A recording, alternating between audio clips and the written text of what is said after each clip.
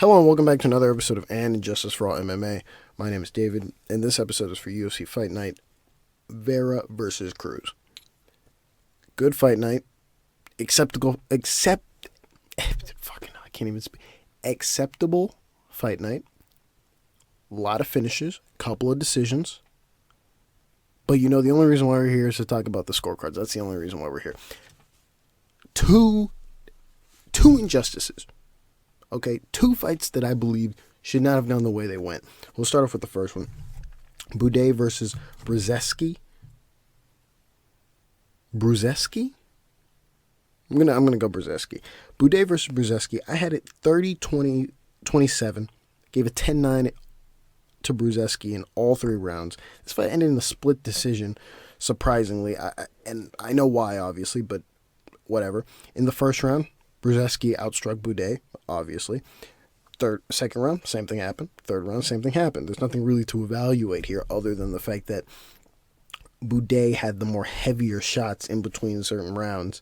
Okay, in the first round, he had a couple heavy shots. Second round, the same thing. And the third round, the same thing all the way. The problem here is Brzeski landed some heavy shots on him as well, but outstruck him in total in all three rounds. Now, you can maybe argue the last round being the closest one, maybe, but no, because he outstruck him in all three rounds. So we go to the judges' scorecards, where they look, they make me sad. Saul D'Amato had it 29-28. He gave a 10-9 to Buday in the second and the third. Mike Bell, who, listen, I like Mike Bell on some of these scorecards. He had some really bad scorecards today. We'll get to that in a second. He had it 29-28. He gave the first two rounds to Brzeski. And then Elliot Kelly, he gave his scorecard reflects Saul D'Amato's. And this ended up being a split decision for Buday. Man got outstruck in all three rounds. Kid got outstruck in all three rounds. And it seems like this is the issue I'm having, right? This is my central problem, is we're going to keep having this stupid discussion where it's power versus volume. Power versus volume. When in fact, it's only relevant for very, very few circumstances. The Font fight is a good example. Font versus Vera is a good example of power versus volume. Another would be the first round of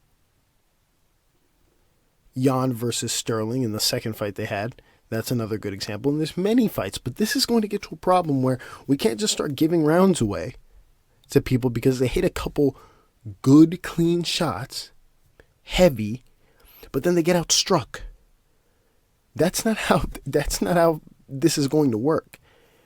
And it seems like there's a problem in the sense that these guys aren't consistent. We'll get to some scorecards later where people got dropped, but they still won the round. And rightfully so. Rightfully so they won the round. But on these scorecards, we're just going, hey, give the round to the guy who hit heavier. But he got outstruck. There's another fight on this card. I can't pronounce it well, but I'll say it. Jauregui, I can't. This is bad. Versus the Lucindo fight. I'll say the Lucindo fight, where Lucindo landed the heavier shots, right? But she was getting outstruck. Now I'm not saying Lucindo won that fight. She did not win that fight, but Lucindo had a lot of the heavier strikes, in between some of the rounds. On no planet, anybody watching that would go, Lucindo won this fight. You want to know why? Because she got outstruck, and she got outstruck well. The same with Brzeski. He outstruck Buday well enough to win this round. To win this fight, excuse me. Okay? And I'll talk later about that in the Cruz versus Vera fight, where there's everyone just wants to keep talking about power versus volume and power versus volume. And it was on display in this fight as well, but we'll get to that. This is a bad decision. Big, super injustice. Brzeski should have won. He didn't. We move on. Next honorable mention, more narratives just keep popping up. More narratives. I'm tired of it because it's getting in the way of scorecards, or at least it's getting in the way of how people are supposed to look at these scorecards. I'm gonna go next injustice is Hill versus Godinez. This fight ended in a 30-27 on my scorecard. The first round was close. I would argue the first round is a close round. I'll explain in a second. But I had it at 30-27. In the first round, Godinez outstruck Hill. It was kind of close. Hill had some heavy shots at the end, and that was only because she had a takedown at the end, but they both had a takedown. So Godinez had a takedown. Hill had a takedown at the very end and landed maybe a couple shots at the end. I don't think that was enough to steal the round by any measure. And Godinez had rocked Hill in the first part of the first round. Her round, Godinez. I say it's close because the strike numbers, in my opinion, are close. Anyways, round 2, obviously Godinez. Okay. Round 2 was close. Both had a takedown. Hill's takedown was at the very end. Godinez was kind of in the middle of the start. But Godinez had outstruck her. It was weird seeing how the strike numbers, when they were shown, reflected Hill winning, when I don't believe that was the case. If you watch that entire second round, Godinez is... I don't want to say sniping her. That's not the right word. But she's outstriking her in the second round. I'm very confused with how people scored that second round for Hill. We go to the third round, or even in the third round, it was close on the feet, but Godinez had outstruck her as well. I think you can argue here at 29-28 for Godinez, at the very least. But it's a 30-27 on my scorecards. We go to the scorecards where Derek Clearly had it 29-20. All three judges had it for Hill. Okay, with the 29-28. Derek Clearly, Junichiro Kamijo, and Chris Crail all had it 29-28. They gave the last two rounds to Hill. And I think what it was, again, honorable mention to all three. I disagree with all three scorecards. But I think what it is despite her getting outstruck, they really gave value to the knees that were landed on Godinez, the knees and a lot of those clinch strikes that Hill used. I think that's what probably gave them the idea that this round belonged to Hill. But in my opinion, I disagree. And honorable mention all three. I think Godinez won this fight. And that's all. We go to the honorable mentions where I just nitpick scorecards. Obviously, everyone on these scorecards were the rightful winners, but there were just some niggles that I have some key issues with. We go to the first fight of the night, which was Zalal versus Blackshear. This fight ended in a majority, I believe it was a majority draw. I had the first two rounds for Blackshear, and then the last round I gave to Zalal 10-9, obviously. In the last round, and 10-9 in the first two for Blackshear. In the first round, Blackshear outstruck Zalal, mostly by leg kicks. Okay, Zalal had a takedown, but Blackshear had a reversal and was more active on the ground.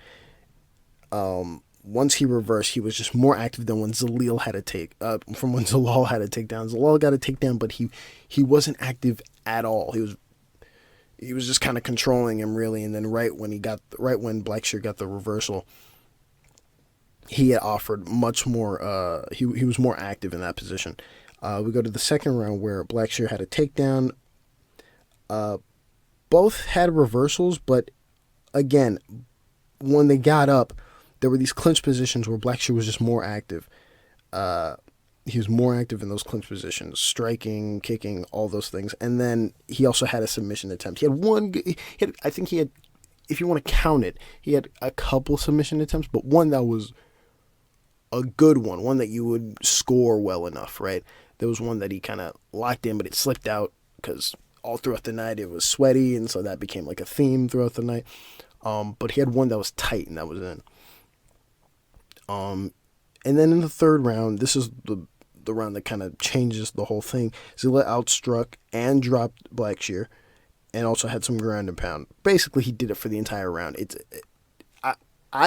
he did it for the entire round, but the reason why I didn't give it 10, arguably a 10-8, the reason why I did not give it 10-8 is because this wasn't, how do I put this? Let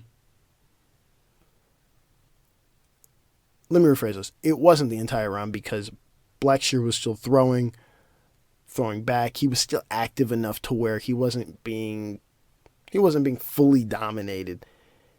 He was losing. He obviously lost that round, but not enough to get 10-8'd in my opinion.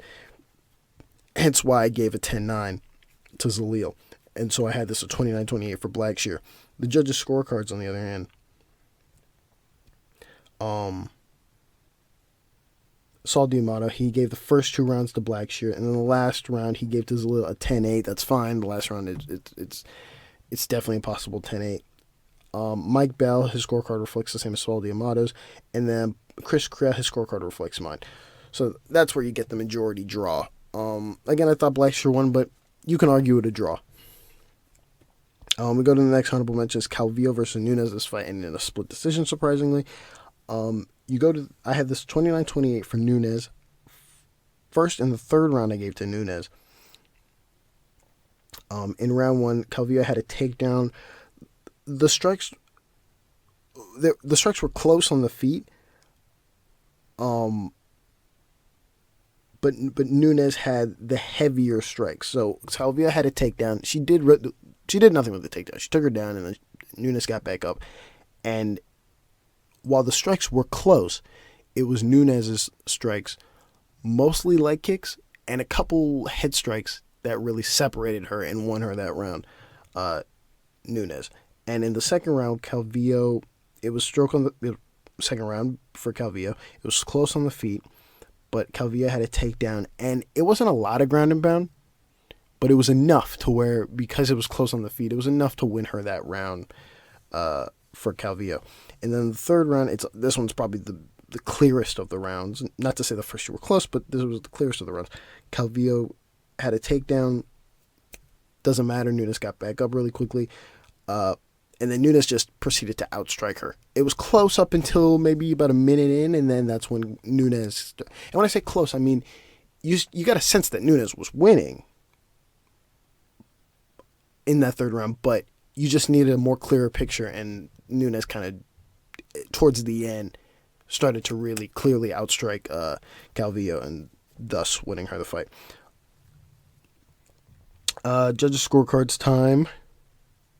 Junichiro Kamijo, scorecard reflects mine.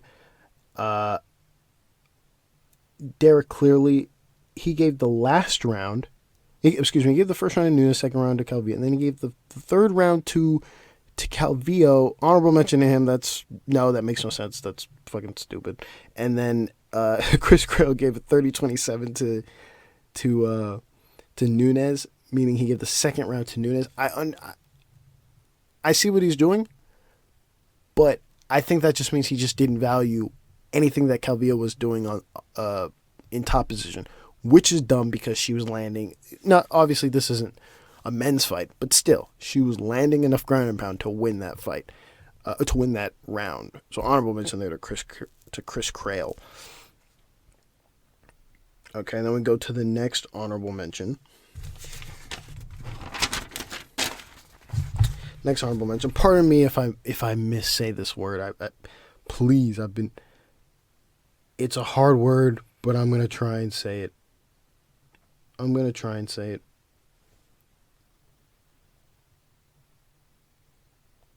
Hold on. I'm going to try and say it. Let me see. Jauregui. I know it's Jauregui, but I'm going to say Jauregui. Jauregui versus Lucindo. This is the next honorable mention on the card. I had this 29-28 for Jauregui. With the first 2 rounds, a 10-9 in the first 2 rounds, and then the last round I gave to Lucindo. In that first round,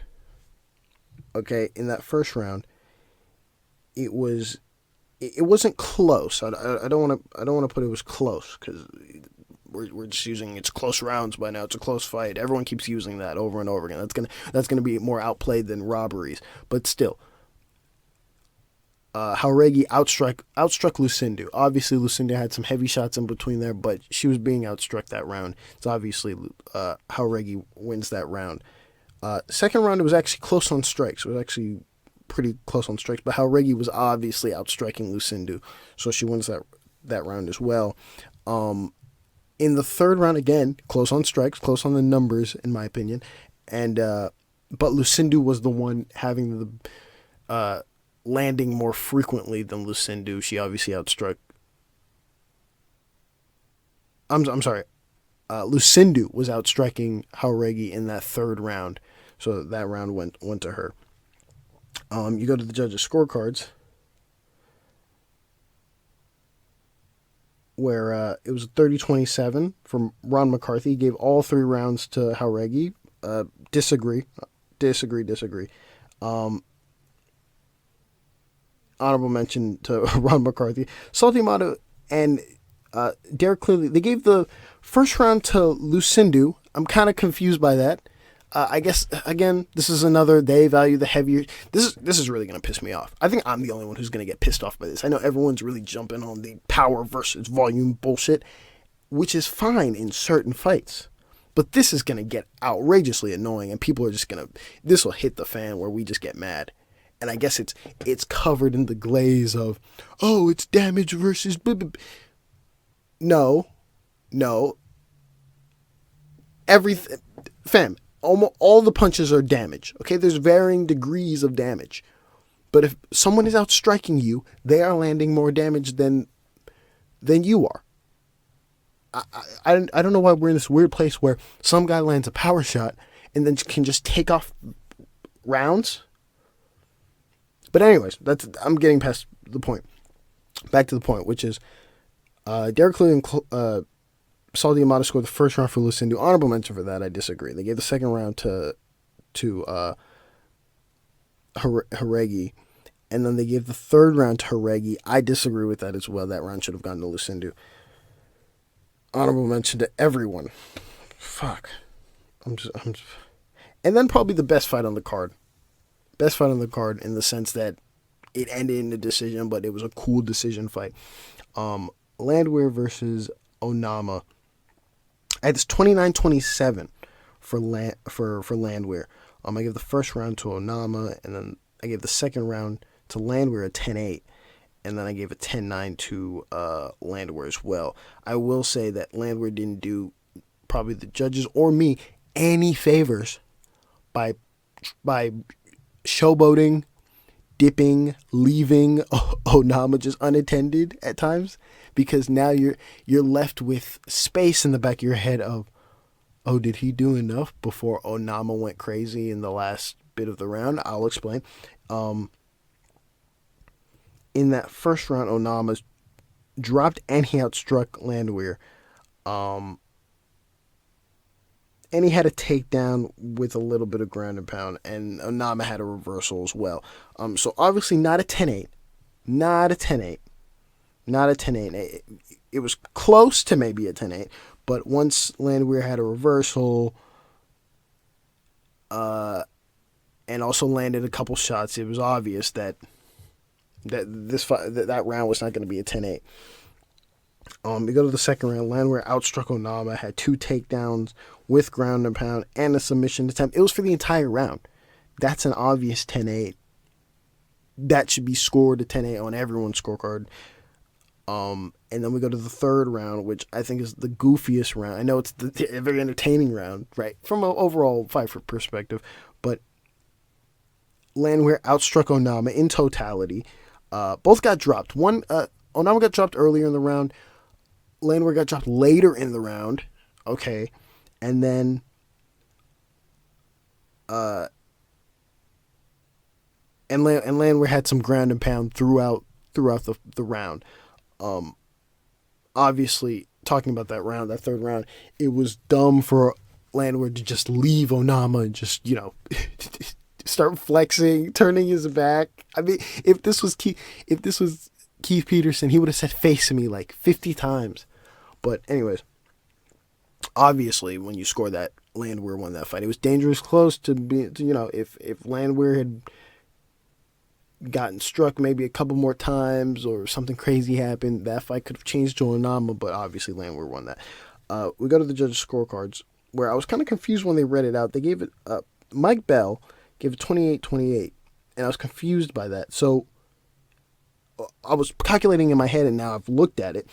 He gave a 10-9 in the first for Onama. He gave a 10-8 in the second for Landwehr. And then he gave a 10-9 to Onama in the third. Honorable mention. First, let's start off. Honorable mention. No. Bad round scored. But that was my issue when I was watching Landwehr fight in this third round, is his decision to start being goofy led to at least a judge being like, he lost that round. No, because he got dropped at the end, but Onama got dropped. And by the way, Landwehr got up and recovered better than Onama did. But still, we're not using all those variables. I'm just saying, if you're going to look at this objectively, this is still Landwehr's round. So honorable mention there to Mike Bell. A 28-28, that's nonsense. And then Junichiro Kamiya had a 29-27. His scorecard reflects mine. And then Derek Clearly, 29-27. His scorecard reflects mine, also for Landwehr. Last honorable mention, then I can dip. Vera versus Cruz. This fight ended in a KO for Vera. Great knockout. Sad for Cruz, it sucks. But the scorecards.